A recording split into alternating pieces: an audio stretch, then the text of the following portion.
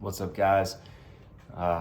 Today is going to be a little more tactical, a little more nuts and bolts on some of the process I use when I'm doing goal setting. For those of you that are pretty familiar with setting goals, where you've already been doing it, hopefully there's a slight spin on this that you can take, or some valuable takeaway for you. But for those of you who don't have anywhere to start, I think this will be some valuable kind of broad-based overview for you.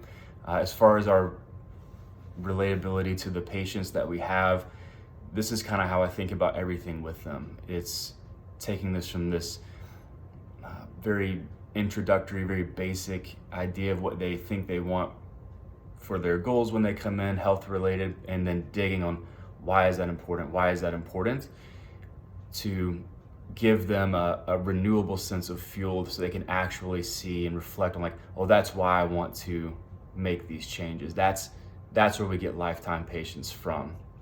So with goal setting, I will typically start with writing out values. Some of you guys, we've done this together in the past, literally just niching down what you find most important and why, and then getting rid of everything else. And you're only going to be left with a few major points that you want to really work toward. And then I'm a huge believer in keeping your goals and your targets in front of you all the time. So I keep a little chalkboard here with there's a couple of quotes in there I like. There's a couple of challenges that I'm involved in that I keep track of here, and a couple of goals that I keep in front of me. And this is not like a vision board, nothing like that. This is the goals that I've detailed and outlined, and then I have them written in detail, journaled out, that I go through as well. The big thing with keeping these in front of you is I'm not into like vision boarding really, or visualization. To me, those trick your brain. Like, your brain will start to literally alter your chemical state, because it feels like, oh, you did a vision board, and you look at it and you feel inspired and motivated, but it gives you a sense of accomplishment that you really haven't earned. It makes you feel like you took a meaningful step towards your goals, and you didn't. You want the overreaching goals to be clearly defined, and then you need to work backwards from them in crushing detail. You want to make more money?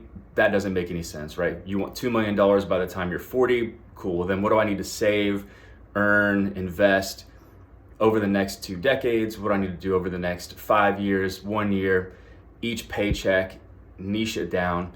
Losing weight is not a goal, right? 12 pounds over 3 months. Okay, we can work with that.